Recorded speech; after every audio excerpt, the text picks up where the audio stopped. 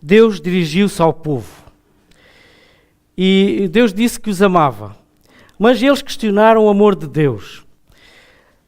E Deus respondeu que esse amor se manifestou através da sua soberana escolha, quando ele escolheu Jacó como seu povo e não Esaú. E Esaú que foi rejeitado para sempre. O amor de Deus é tão grande que, face à desobediência do seu povo, ele escolheu um novo povo através da morte de Jesus.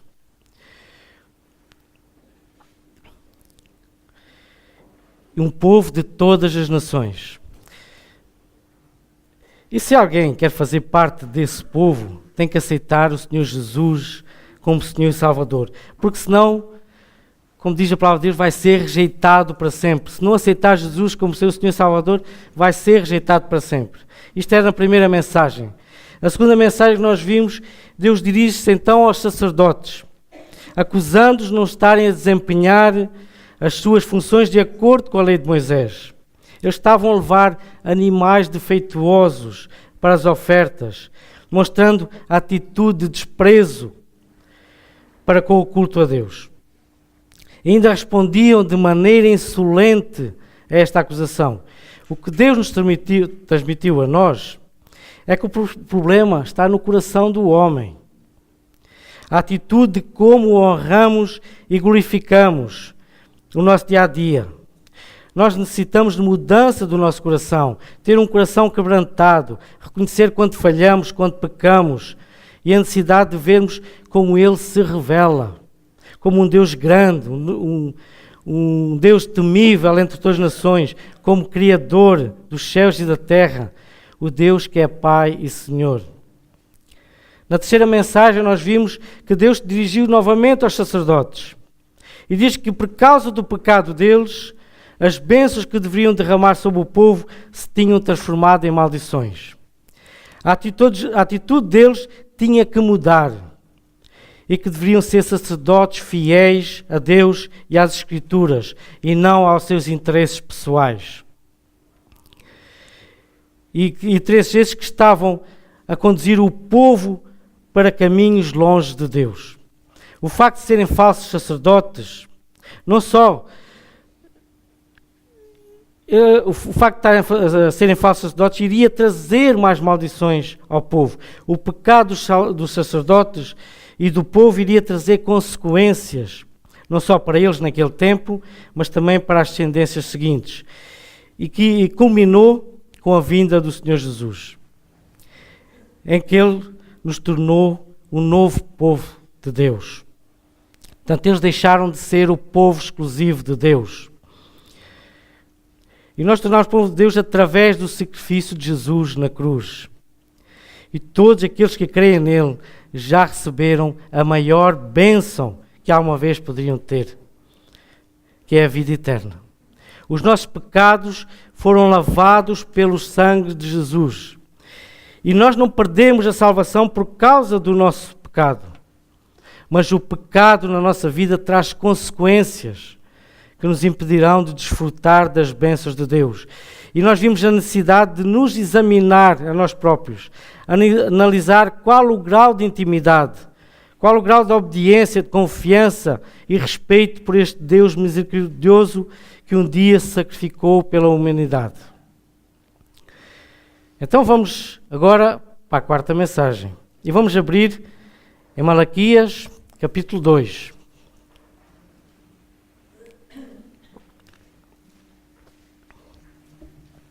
Vamos ver o que é que Deus nos vai falar. Capítulo 2, a partir do versículo 10. Portanto, o livro de Malaquias é fácil de encontrar, que é o último livro do Velho Testamento. Então diz assim, versículo 10. Não temos nós todos um mesmo Pai? Não nos criou o mesmo Deus? Porque seremos desleais uns para com os outros, profanando o concerto de nossos pais. Judá foi desleal, e a abominação se cometeu em Israel e em Jerusalém, porque Judá profanou a santidade do Senhor, a qual ele ama, e se casou com a filha do Deus estranho. O Senhor extirpará das tendas de Jacó o homem que fizer isso, o que vela e o que responde e o que oferece dons ao Senhor dos Exércitos.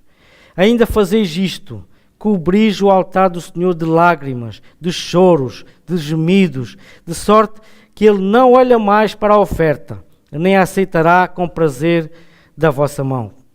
E dizeis, porquê? Porque o Senhor foi testemunha entre ti e a mulher da tua mocidade, com a qual tu foste desleal, sendo ela a tua companheira e a mulher do teu concerto. E não fez ele somente um, subjando-lhe espírito, e por somente um. Ele buscava uma semente de piedosos, portanto, guardai-vos em vosso espírito, e ninguém seja desleal para com a mulher da sua mocidade. Porque o Senhor, Deus de Israel, diz que aborrece o repúdio e aquele que encobre a violência com a sua veste, diz o Senhor dos Exércitos. Portanto, guardai-vos em vosso espírito e não sejais desleais. Até aqui a palavra de Deus. Portanto, agora vemos que Deus se dirige novamente para o povo. E desde a criação, Deus sempre se preocupou com a identidade e a pureza do seu povo. Ele criou-nos e separou-nos para o louvor da sua glória. Por isso a razão de ser, de nós fazermos parte do povo de Deus. E que Ele é glorificado em nós. Servir e glorificar a Ele implica que o seu povo tem que ser santo, puro e ter uma identidade própria. Ele sabe que existem muitas ameaças que conspiram contra essa santidade e que corrompem a comunhão com Ele, em especial na adoração. O que sempre aconteceu na história do povo de Israel é que o povo começou a se relacionar, especialmente os maridos, portanto eles começaram-se a casar com mulheres gentias que adoravam outros deuses. Que não era o Deus verdadeiro, que não era o Deus das Escrituras, que não era o Deus criador do universo. E por causa disso passaram a ter filhos e famílias contaminados por pais que adoravam deuses diferentes. Por essa razão, o povo estava a perder a sua identidade. Deus não está disposto a negociar. Ele quer que o seu povo o adore exclusivamente só a Ele. O próprio Senhor Jesus, em Mateus 6,4, diz o seguinte: ninguém pode servir a dois senhores, porque ou há de odiar um e amar o outro, ou se dedicará a um ou desprezará o outro. Não podeis servir a Deus e a Mamon. Isto é o que Jesus diz.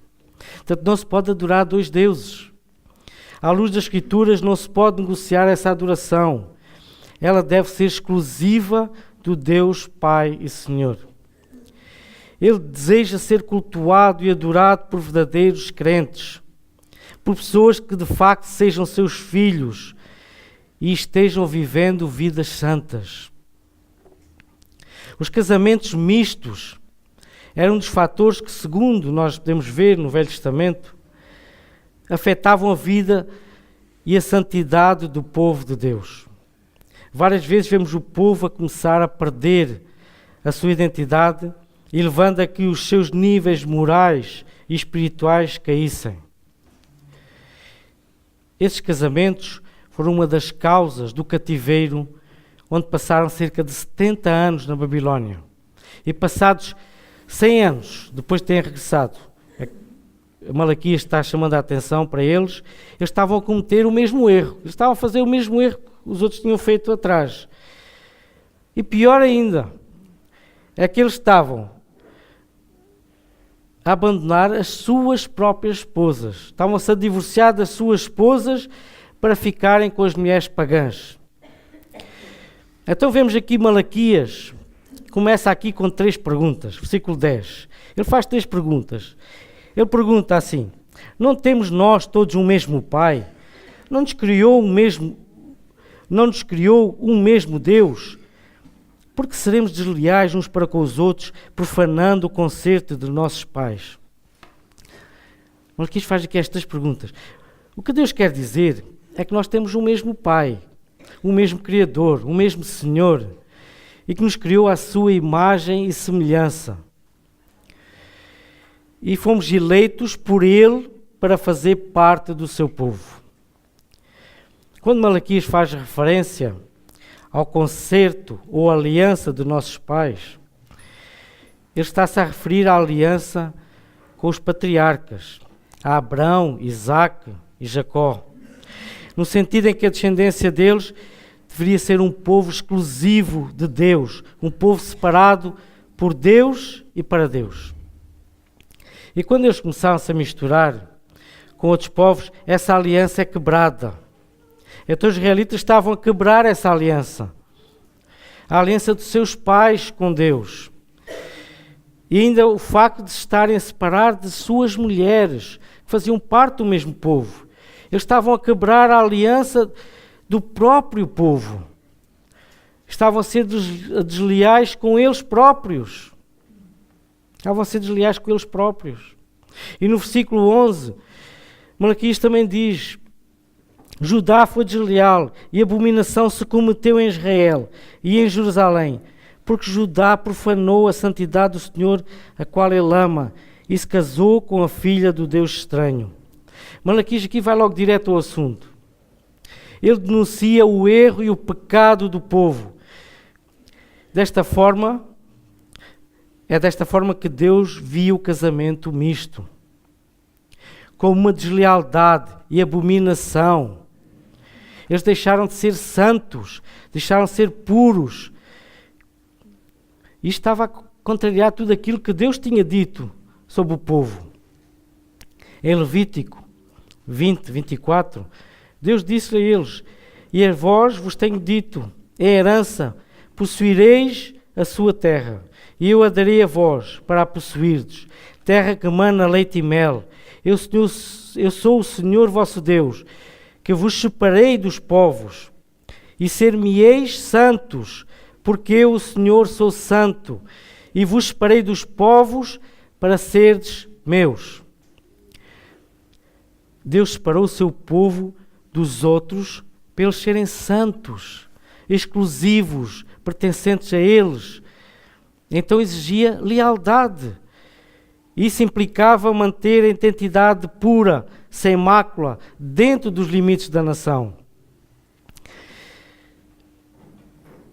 Mas eles, além de casarem com essas mulheres, ainda profanavam o santuário do Senhor. Por essas mulheres, além de adorarem outros deuses, eles levavam-nos para os cultos, para adorarem a Deus. E mesmo estando no meio do povo, o coração delas estava com os seus ídolos. E Malaquias diz que isso era uma profanação. É verdade que o nosso contexto aqui é diferente. Quando nós convidamos alguém para vir à igreja, é para ouvir a palavra do Senhor. E nós estamos a dar uma oportunidade de conhecerem este Deus de misericórdia que um dia se sacrificou por eles. E naquele caso, eles estavam a levar as mulheres estranhas para o templo, e o templo tinha uma zona que era exclusivamente só para o povo judeu. As pessoas estranhas, os gentios, não podiam entrar, mas eles levavam-nos lá para dentro. E dessa forma, isto era considerado uma abominação ao Senhor. Isto mostrava a condição espiritual e a mentalidade que o povo tinha em relação a Deus. E a forma como o deveria adorar e glorificar. Eles estavam a desprezar Deus com a atitude que estavam a ter. Então Deus mostra qual o castigo que iria dar a todos os que fizessem isso. Isso está no versículo 12. O Senhor extirpará das tendas de Jacó o homem que fizer isso, o que vela e o que responde e o que oferece dons ao Senhor dos Exércitos. Eles faziam abominação e profanação a Deus e ainda levavam ofertas para o Senhor dos Exércitos. Essas ofertas não iam mudar nada. A mão pesada de Deus iria cair sobre eles e Deus não iria fazer distinção de quem fizesse isso. Porque a vida deles não estava em ordem, eles estavam em pecado. O facto de levarem as ofertas não ia aliviar o pecado deles. Qualquer oferta que eles trouxessem seria em vão. pois o castigo cairia sobre aqueles que estavam pecando. E Deus ainda diz no versículo 13 que não aceitaria a oferta deles. Ainda fazeis isto, cobris o altar do Senhor de lágrimas, de choros, de gemidos, de sorte que Ele não olha mais para a oferta, nem a aceitará com prazer da vossa mão.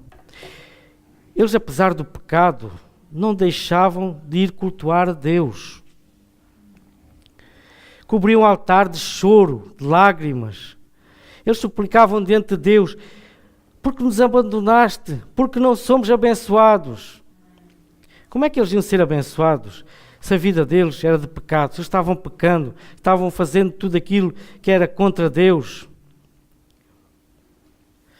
Deus rejeita completamente o casamento entre um crente e um descrente.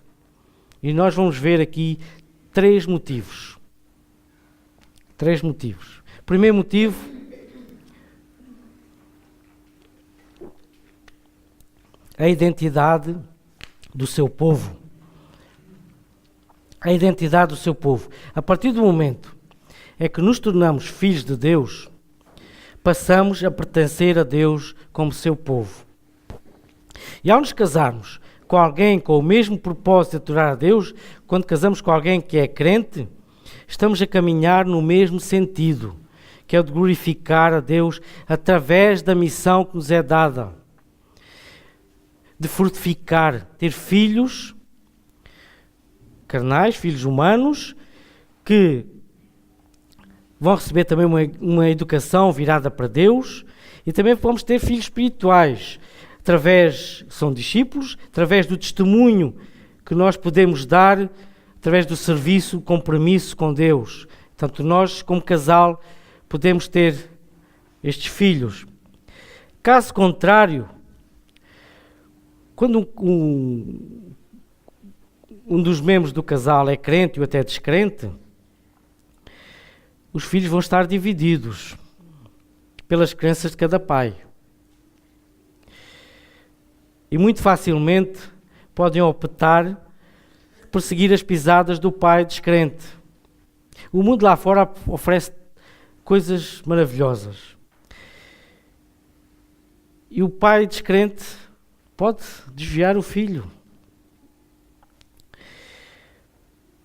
E facilmente vai seguir as pisadas desse pai. Eu estou a falar pai, pode ser pai ou mãe, que é descrente.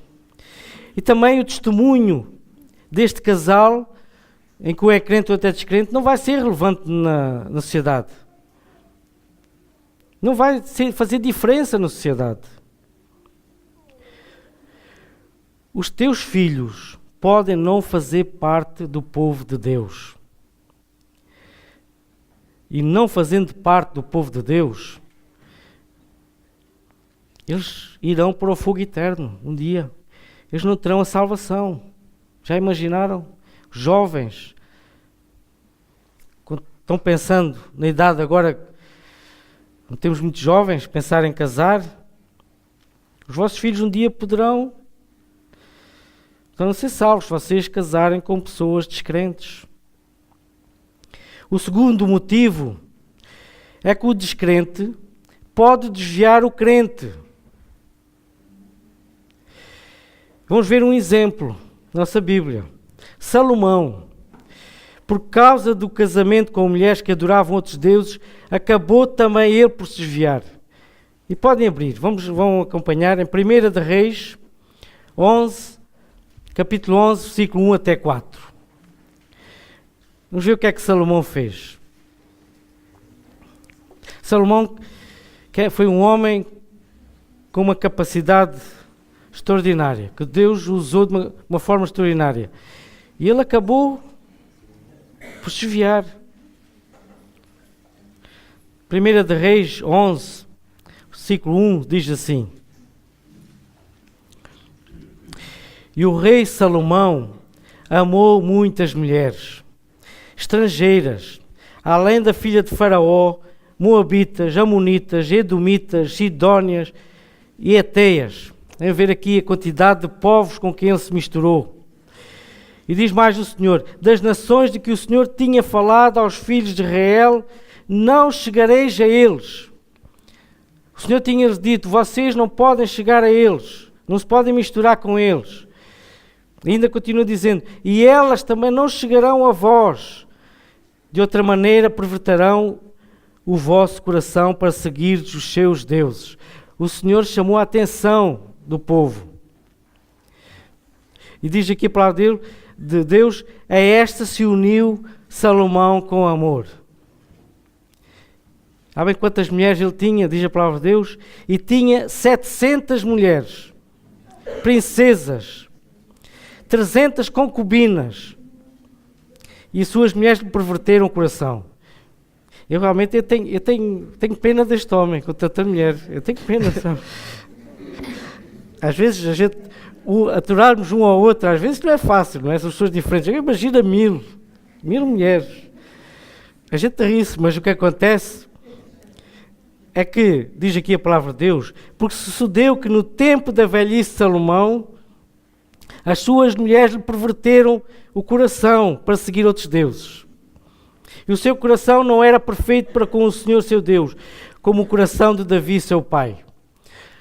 Portanto, está aqui o perigo de um crente se casar com o descrente. O perigo de casares com alguém descrente é que podes ser convencido para adorar os outros deuses. Podes ser convencido de te afastares do teu Deus.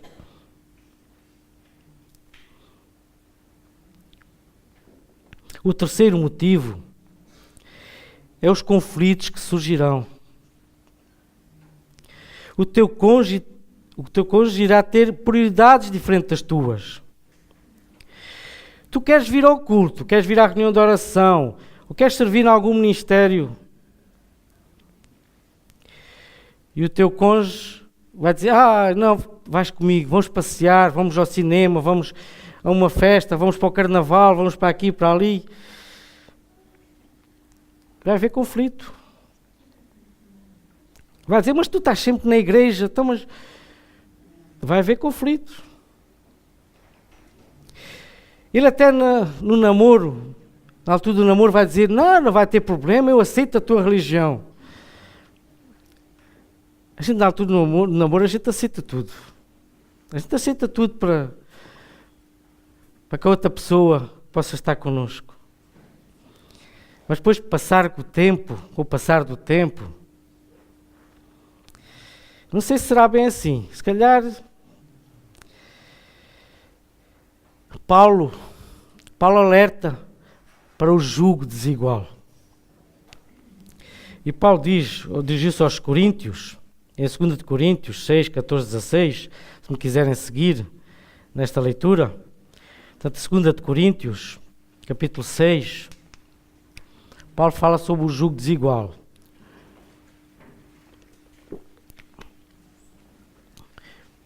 Ele diz assim: não vos prendais a um jugo desigual com os infiéis, porque sociedade tem a justiça com a injustiça, e comunhão tem a luz com as trevas.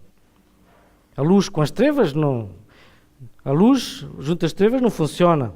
A justiça com a injustiça também não funciona. Paulo continua: e concórdia há entre Cristo e Belial. Cristo é o Deus, nosso Deus, não é? Belial é um Deus menor, Deus dos gentios. Não tem ligação possível. O que parte tem o fiel com o infiel. E que consenso tem o templo de Deus com os ídolos, porque vós sois o templo de Deus vivente, como Deus disse: neles habitarei e entre eles andarei. E eu serei o seu Deus e eles serão o meu povo. Portanto, não há o jugo. É verdade que Paulo não está falando aqui do casamento. Este jugo desigual não está a falar do casamento. Paulo está-se a dirigir à igreja de Corinto porque eles estavam havia confusão lá dentro da igreja e havia ministérios em que eles estavam a trabalhar crentes com descrentes. E Paulo dá este exemplo. Ele está falando do jugo. O jugo é uma peça que se colocava nos bois, que os bois lavrarem. E os bois, quando Os agricultores, quando escolhiam os 2 bois para lavrarem, eles tinham que escolher 2 bois muito iguais, porque se fosse um fosse muito ativo, o outro fosse malandro, coitado daquele fosse muito ativo, né? Puxava e o outro ia ali na ronha. Se fosse um boi velho ao pé de um já novo, coitado do velho, não é? Que o novo tinha força, o velho... Então, Paulo chama a atenção que devemos estar no mesmo propósito. Isto nós podemos ligar também ao casamento. Um casal em que um cônjuge é crente e o outro é descrente, cada um vai puxar para o seu lado. Isto não vai funcionar. E o casamento é muito mais do que dividir uma casa. É muito mais do que dividir os bens. É muito mais do que dividir o tempo que nós passamos juntos. É ser uma só carne. Hoje em dia fala-se muito sobre a tolerância, sobre a aceitação universal, sobre entendermos as diferenças dos outros. Tudo isso é muito bonito, isso também é importante. Mas uma coisa é conviver socialmente com alguém, uma coisa é tolerar alguém ou algum pensamento, outra coisa completamente diferente é ser uma só carne com essa pessoa. A diferença religiosa entre cônjuges não é como uma diferença de partidos, não é como uma diferença de clubes de futebol. A vida cristã tem a ver com a mais profunda essência do seu ser, com as suas convicções inegociáveis, a sua fé inquestionável na palavra de Deus. E a pergunta que se coloca: qual dos dois vai ceder nas suas convicções? É o crente ou é o descrente que vai ceder?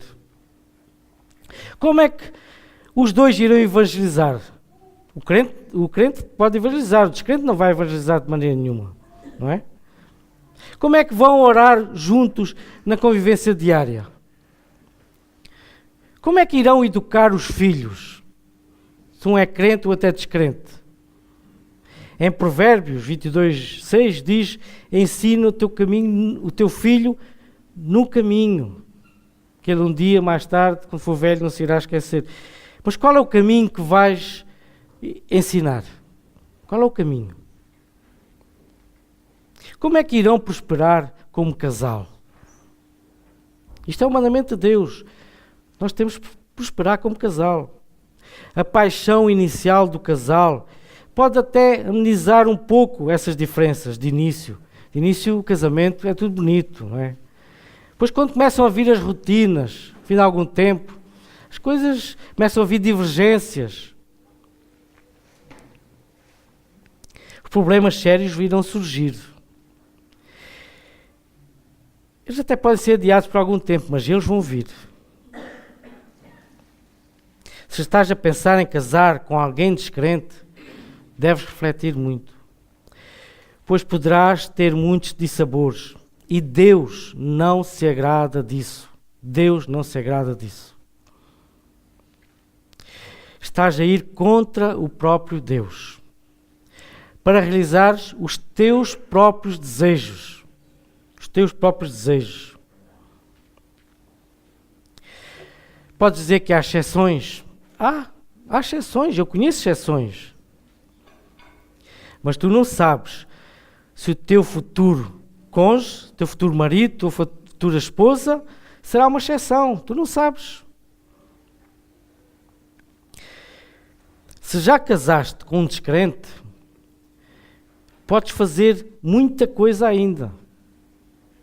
E a palavra de Deus diz: mas aos outros digo, eu não, o Senhor, se algum irmão tem mulher descrente e ela consente em habitar com ele, não a deixe. Portanto, se alguém tem mulher descrente e ela consente em habitar com ele, mantenha-se casado. E se alguma mulher tem marido descrente e ele consente em habitar com ela, não o deixe. Portanto, se alguém aqui, alguma esposa que tem um marido descrente e ele consente em habitar com ela, também não o vai deixar, não se vai divorciar por causa disso. Porque o marido descrente é santificado pela mulher, e a mulher descrente é santificada pelo marido. De outra sorte, os vossos filhos seriam imundos, mas agora são santos. Isto está em 1 Coríntios 7, 12 a 14. Isto não quer dizer, Paulo não está a dizer que o marido ou a esposa descrente está salva, nada disso. O que Paulo está a dizer é que o marido e a esposa descrente podem ser abençoados no casamento por causa do crente. E como crentes, têm que tentar conquistar o cônjuge descrente, testemunhando diante dele, pela sua fé, pela oração ao Senhor, para que o Espírito Santo o convença do pecado e que reconheça Jesus como seu Senhor e Salvador. Mas para isso é necessário fazer cumprir aquilo que vem na Palavra de Deus. E o que é que vem na Palavra de Deus? Está em Efésios, diz assim: de sorte que assim como a igreja está sujeita a Cristo, assim também as mulheres sejam sujeitas que as mulheres sejam em tudo sujeitas a vossos maridos, a seus maridos. Portanto, assim como a igreja está sujeita a Cristo, as mulheres crentes têm que se sujeitar ao marido descrente. Isso às vezes não é fácil, mas têm que se sujeitar. Dessa forma, o marido descrente vai ver que a esposa é diferente dos outros colegas, vão dizer: minha mulher é assim, é assado. E ele diz: não, a minha mulher, ela vai lá à igreja, mas ela é diferente. E de alguma forma ele pode tocar no coração do seu marido. Também os maridos, diz aqui: vós maridos amai vossas mulheres, como também Cristo amou a igreja, e assim mesmo se entregou por ela. Os maridos crentes também têm que amar as esposas descrentes, como também Cristo amou a igreja, que é sacrificar-se por elas. Se o marido fizer isso, sacrificar diante da esposa descrente, ela também vai pensar: mas as minhas colegas, as minhas amigas, falo dos maridos que eles são isto, são aquilo, mas ele é uma pessoa, para mim, faz tudo para mim, é um bom marido. Isto pode fazer a diferença.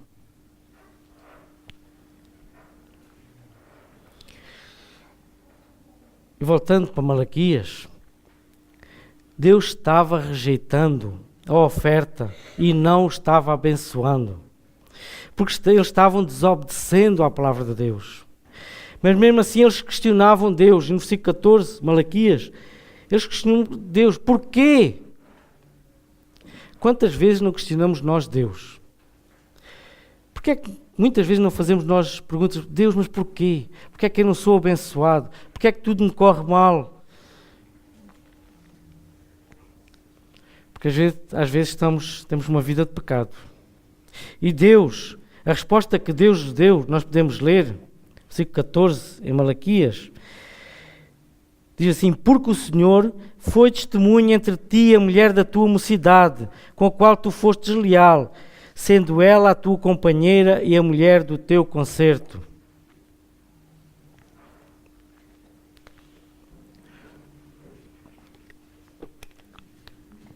Deus estava apontando para a questão do casamento misto, mas Deus também está apontando para a questão do divórcio.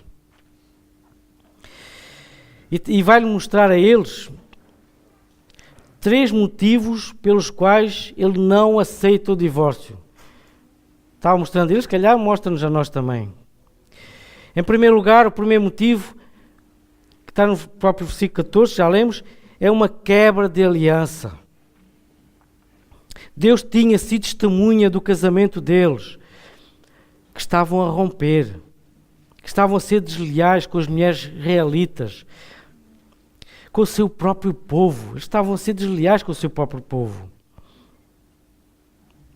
Deus também foi testemunha do nosso casamento. Nós temos que pensar que o nosso cônjuge, eu penso assim, pelo menos eu penso assim, que a minha esposa é uma prenda de Deus para mim. E nós temos que pensar assim: o nosso cônjuge é uma prenda de Deus para nós. Quando nós nos casamos, Nós assinamos um contrato, é um contrato, é uma aliança. E a determinada altura diz lá, até que a morte vos separe. Até que a morte vos separe. E nós vamos quebrar essa aliança, se nos divorciarmos. E se nós nos separarmos, nós passamos por mentirosos. Nós aceitamos que íamos ficar unidos até que a morte nos separasse.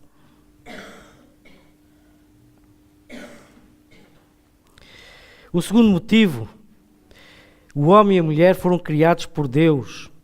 E no versículo 15, começa aqui com uma pergunta. E não fez ele somente um? Noutras versões diz, não foi o Senhor que fez deles um só? Malaquias está-se a referir quando Deus criou o homem e mulher e os fez uma só carne. Porque Deus queria uma descendência santa, de preservar a família, preservar o casamento.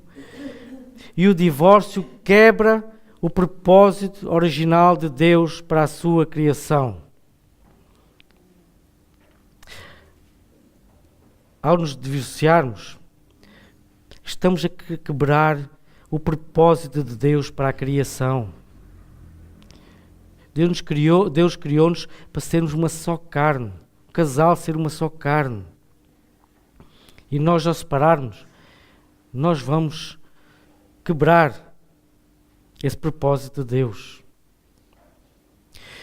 O terceiro motivo por qual Deus não aceita o divórcio é que Deus odeia o divórcio. Está aqui no versículo 16. Deus odeia o divórcio. Que faz referência também às vestes. Estas vestes aqui podem ser uma referência às vestes nupciais usadas pelos noivos quando iam selar o casamento. Elas representavam a pureza do casamento. Com o divórcio, essas vestes ficam manchadas. Essas vestes puras estavam, afinal, em vez de serem puras, afinal, estavam a esconder a violência que se encontrava escondida por baixo dessas vestes. Deus odeia o divórcio. Este é o único texto da Bíblia onde Deus expressa os seus sentimentos em relação ao divórcio. Mas nós vamos ler uma passagem em Mateus em que o Senhor Jesus também fala um pouco deste assunto. Mateus 19, podem abrir. Mateus 19. Isto é um assunto, o divórcio é um assunto muito complexo. Eu posso dizer que tem-me tirado horas de sono. Não é porque eu esteja a pensar em me divorciar, nada disso. É que esta mensagem não é fácil. A questão do divórcio, eu vou deixar este assunto mais complexo para o nosso pastor. Ele daqui a algum tempo, ele vai pregar sobre esta passagem. Eu vou deixar este assunto para ele. Mas de qualquer maneira eu vou dar aqui um pouco sobre o que eu penso também e aquilo que... Então vamos ler Mateus 19, de 3 até 9. Então diz assim: Então chegaram ao pé dele os fariseus, tentando e dizendo: É lícito ao homem repudiar a sua mulher por qualquer motivo? Ele, porém, respondendo, disse-lhes: Não tendes lido que no princípio o Criador os fez macho e fêmea? E disse: Portanto deixará o homem pai e mãe, e se unirá à sua mulher, e serão dois numa só carne. Assim não são mais dois, mas uma só carne. Portanto, o que Deus ajuntou, não separa o homem. Disseram eles: Então por que mandou Moisés dar carta de divórcio e repudiá-la? E disse-lhe ele: Moisés, por causa da dureza do vosso coração, vos permitiu repudiar a vossa mulher, mas já ao princípio não foi assim. Eu vos digo, porém, que qualquer que repudiar a sua mulher, não sendo por causa de prostituição, e casar com outra, comete adultério, e o casar com a repudiada também comete adultério. A minha versão, aqui no versículo 9, fala de prostituição, há outras versões que falam de infidelidade. E diz aqui que Deus só admite o divórcio por causa da dureza do coração do homem. Isto é uma cláusula que Jesus colocou aqui. Quando nós casamos, nós assumimos o nosso compromisso, como eu já falei há bocado, até que a morte nos separe. Esse compromisso é uma aliança. Por isso é que nós temos uma aliança que é redonda. Ela não tem fim. O adultério é pecado. A dureza do nosso coração é pecado. Nós estamos a nos afastar de Deus. E aquilo que eu acho em relação ao divórcio é aquilo que está escrito no versículo 5 e 6, que eu vou ler outra vez. E disse: portanto deixará o homem pai e mãe e se unirá à sua mulher, e serão dois numa só carne. Assim não são mais dois, mas uma só carne. Portanto, o que Deus juntou, não separe o homem.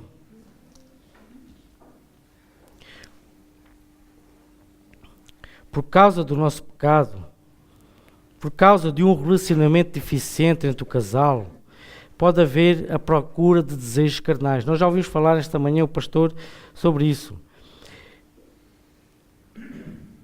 Eu acredito que a palavra de Deus aqui é bem clara.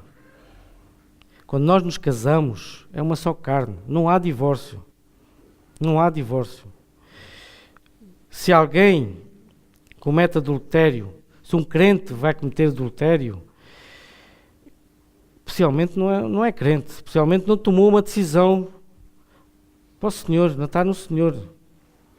É verdade que o mundo consegue dar a volta à cabeça. Eu não estou a falar só da questão dos homens, também das mulheres. Eu conheço mulheres crentes que adulteraram também. Conheço homens crentes que adulteraram. Isto é um assunto muito complexo. Os desejos da carne fora do casamento é algo terrível e vai mexer com a vida emocional de muita gente. Vai mexer com a vida emocional dos dois, do casal. Mesmo aquele que cometeu adultério, a vida dele vai... Eu conheço pessoas que adulteraram e a vida deles tornou-se um inferno. Ele vai mexer com a vida do seu cônjuge, vai mexer com a vida dos seus filhos, vai mexer com a vida dos seus familiares, vai mexer com a vida da igreja. Vai mexer com a intimidade de cada um com Deus, porque vai levantar muitas questões. Não deixes que o teu relacionamento com o teu cônjuge chegue a este ponto, porque aí vais ter uma situação muito complicada para resolver. O divórcio não vai resolver nada. E tu vais destruir aquilo que Deus uniu. E aqui entra a questão do perdão e do arrependimento.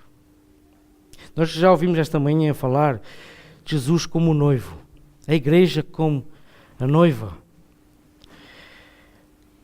Nós nunca ouvimos, pelo menos na palavra de Deus, eu não encontro em lado nenhum dizer que se a noiva adulterar, Jesus vai se separar, vai se divorciar. Jesus nunca se vai separar da sua noiva. E a noiva, a igreja, adultera constantemente contra Jesus. Há uma passagem, aliás, Jesus perdoa sempre, para sempre, a sua noiva. E há uma passagem que fala sobre esta questão do perdão, em que Pedro se dirige a Jesus e pergunta-lhe: Senhor, até quantas vezes pecará meu irmão contra mim e eu lhe perdoarei? 7 vezes? E Jesus lhe disse: não te digo que até 7, mas até 70 vezes 7. Isto é uma conta fácil de fazer. 70 vezes 7 é 490. E nenhum de nós, cada vez que temos que perdoar, apontamos num caderninho, olha, 1 vez, 2, 3, 4, nós não apontamos isso. Isso quer dizer que Jesus estava dizendo que temos que perdoar infinitamente. Sempre. É como Jesus nos perdoa a nós. E há bocadinho, quando estava ouvindo o Joel aqui, estava-me a lembrar de uma parábola em que Jesus conta que um servo devia muito dinheiro ao seu senhor. E esse senhor perdoou-lhe essa dívida. E esse servo, quando saiu de lá, encontrou um servo dele que lhe devia não tinha nada a ver com aquilo que ele devia ao seu senhor. E ele não lhe perdoou. E foi castigado por isso. Quantas vezes nós já não pecamos? Nós vamos uma vida inteira a pecar. O Senhor Jesus morreu pelos nossos pecados. Ele nos perdoa sempre. É verdade que o perdão e o arrependimento vai depender de duas pessoas. Não vai depender só de uma. Isto é difícil de gerir. Eu sei o que é difícil. Porque a pessoa que perdoa pode perdoar, o cônjuge que foi prejudicado pode perdoar, mas o outro pode não se arrepender, pode continuar pecando. Isto é muito difícil de resolver. O pior é que o que está a acontecer dentro da igreja é que o divórcio não está a acontecer só por causa do adultério.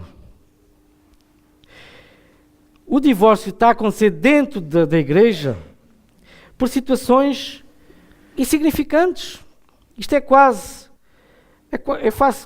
como o emprego. Quando nós estamos no emprego, estamos fartos dos nossos colegas, do nosso patrão, e dizemos, olha, eu já estou farto de vocês, vou para o outro lado, vou arranjar outra empresa e vou-me embora.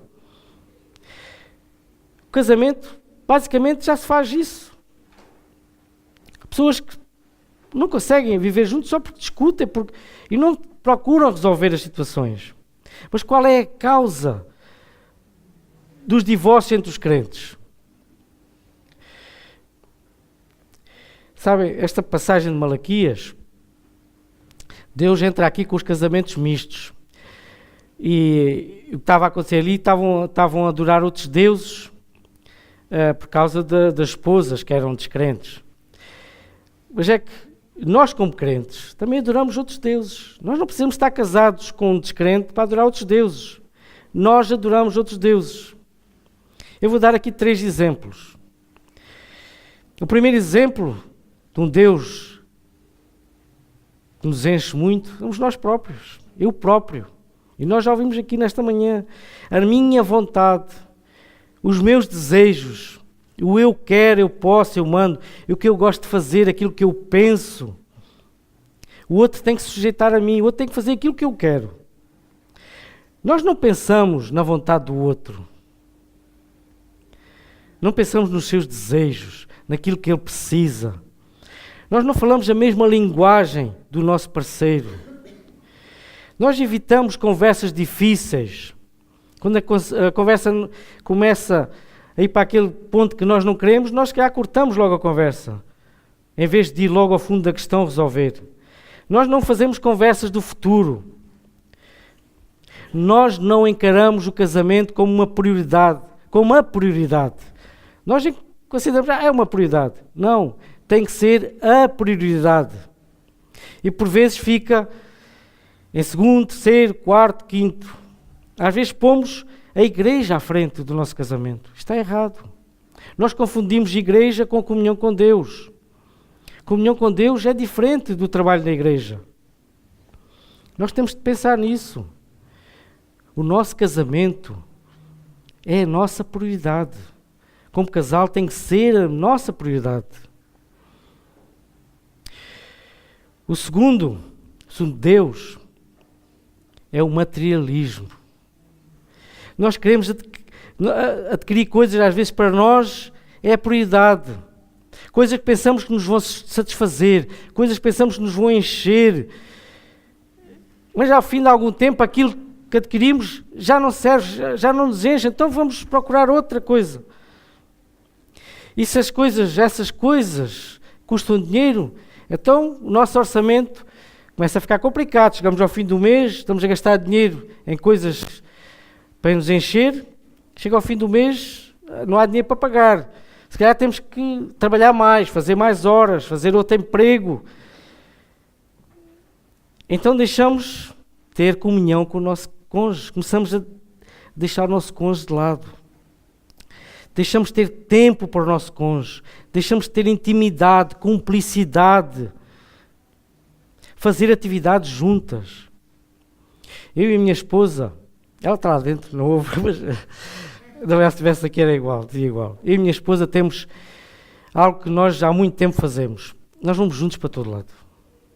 Vamos juntos para todo lado, e quem nos conhece sabe. Nós fazemos atividades, eu já tenho ido para formações qual eu não tenho nada a ver, ligado à profissão dela, porque ela é professora. Eu vou com ela, estou com ela. Vou às compras com ela, vamos às compras. Eu sei que há maridos, há uma vez entrar numa loja de roupa com uma mulher, isso é impensável. Eu vou, e porque é que não hei de ir? Eu vou estar com ela, converso com ela, e às vezes até dou, olha, experimenta isto, leva aquilo. Eu não tenho problemas nenhuns com isso. Portanto, eu estar com ela. Nós saímos simplesmente, às vezes, à noite eu chego a casa e ela diz-me assim, olha, temos que dar uma volta, eu estou estressado do trabalho, então saímos, vamos conversar, damos, às vezes só para dar nenhum sítio específico, e conversamos. Vamos conversando dos nossos assuntos, há assuntos que os nossos filhos não precisam de ouvir, e nós conversamos os dois, estamos juntos. Temos cumplicidade um com o outro. Aconselhamos mutuamente. Às vezes há coisas que ela não consegue, eu não consigo aconselhar no trabalho dela, ou ela não consegue me aconselhar no meu trabalho, mas nós dizemos simplesmente, vou orar por ti. Vamos orar uns pelos outros. Namorar sem os filhos por perto. Qual foi a última vez que tirou uns dias para namorar sem ter os filhos por perto? Se calhar há muito tempo. Bom, agora vamos ao terceiro Deus. Não fiquem chocados com aquilo que vou dizer. O terceiro Deus que eu considero é os filhos. Os filhos acabam por ser a prioridade no casamento. Os pais olham para os filhos, não veem mais nada. Só olham para os filhos.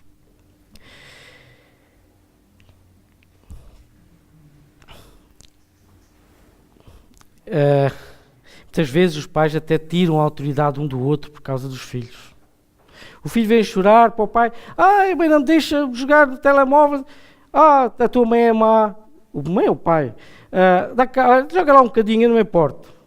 Está a tirar a autoridade do filho, do outro cônjuge.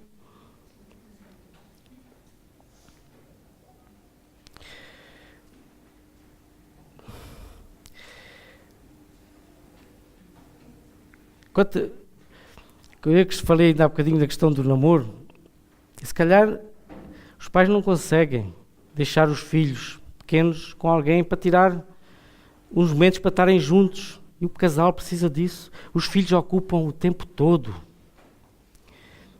São os filhos que mandam em casa. São os filhos.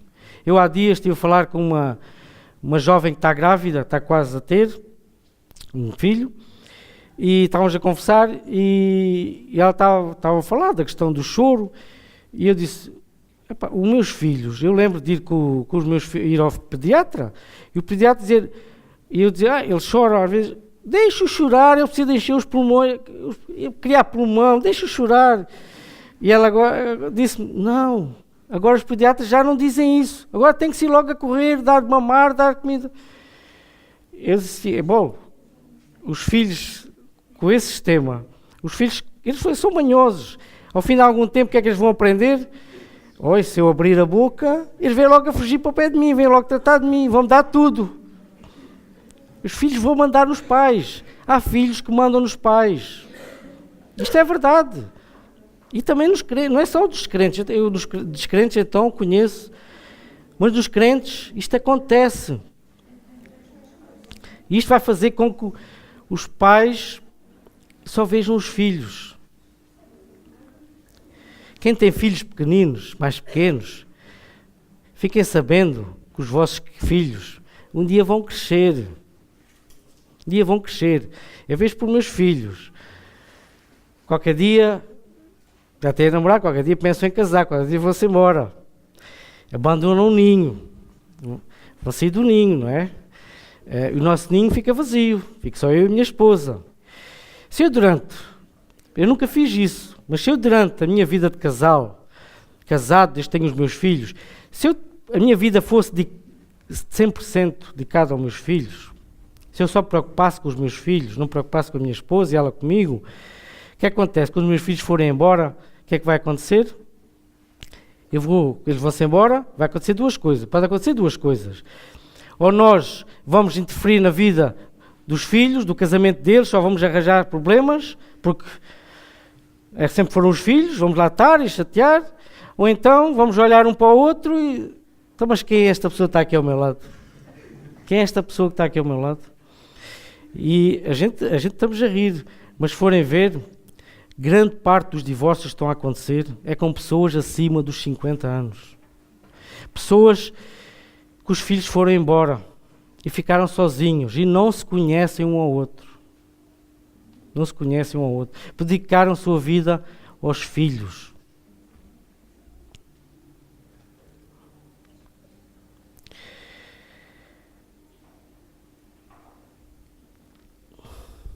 Portanto, nós temos de ter cuidado com estes deuses. E quando nós adoramos estes deuses, aqui mais, eu podia pôr mais, mas depois a mensagem ia se alongar muito. O que é que vai acontecer quando na nossa vida nós adoramos estes deuses? Vão surgir divergências, vão surgir conflitos, vai deixar de haver tolerância, vai deixar de haver intimidade, vai deixar de haver o servir o outro. E o mais fácil é o divórcio. O mais fácil é o divórcio. Como crentes, o divórcio é pecado. Nós devemos obedecer a Deus. E Deus diz que nós devemos amar o próximo. Aliás, Jesus disse que havia 2 mandamentos.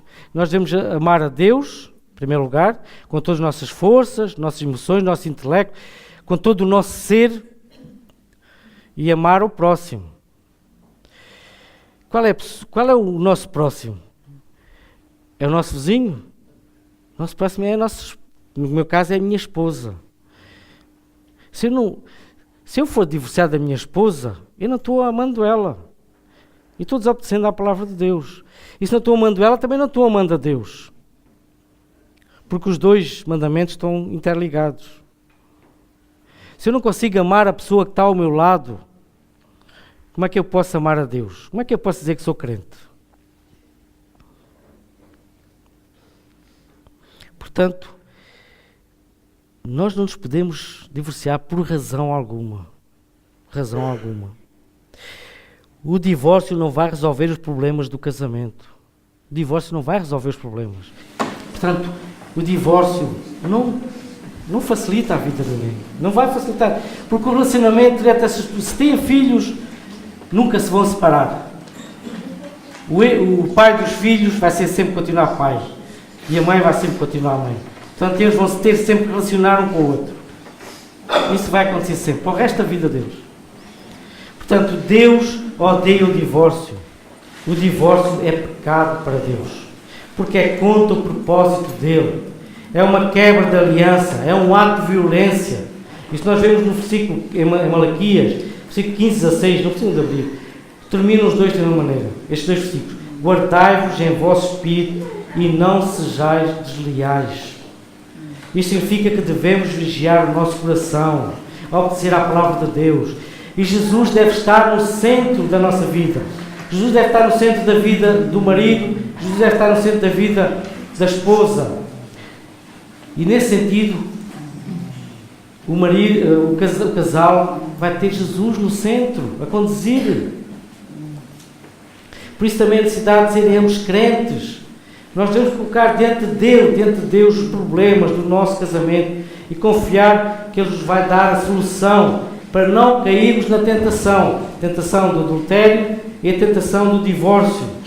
Trabalhar com o nosso cônjuge, evitar tudo aquilo que pode vir a se intrometer na relação e que seja somente Deus a separar aquilo que Ele uniu. Somente Deus. Se estás a passar por problemas no teu casamento, o divórcio não é a solução. Aconselha-te com algum irmão, ou alguma irmã, algum casal mais experiente e que te pode aconselhar.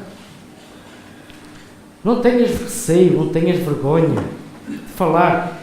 Todos nós, não há casal nenhum que não tenha problemas. Eu sou diferente da minha esposa, nós temos pontos de vista diferentes, nós somos pessoas diferentes, somos fisicamente diferentes, temos necessidades diferentes, temos desejos diferentes. Nós vamos vai sempre haver choques. Não há como. Somos diferentes. Por isso, nós temos que, às vezes, procurar ajuda. Orar para que o Senhor coloque no nosso caminho alguém que nos pode ajudar. Por isso é que eu disse, aqueles que já foram casados e que já não pensam, para aqueles que já não pensam em casar, ou já passaram de idade, ou porque já vivaram, ou por alguma razão não estão casados, esta mensagem também é para si. Porquê? Porque pode aconselhar algum irmão, alguma irmã, um colega de trabalho, algum familiar, algum amigo, pode dar um testemunho de si, do seu casamento, daquilo que foi a sua vida, e mostrar que Deus odeia o divórcio. Pode testemunhar de si.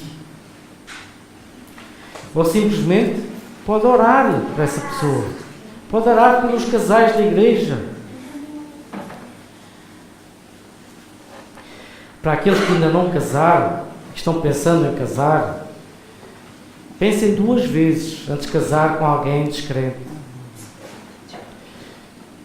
Porque vai ter conflitos maiores ainda. Vai ter grandes problemas. E está aí contra Deus. Está aí contra a vontade de Deus. E para aqueles que estão casados, lutem pelos vossos casamentos. Saibam perdoar. Saibam pedir perdão quando falham. Porque Deus os vai abençoar, de certeza. Deus vai abençoar o vosso casamento.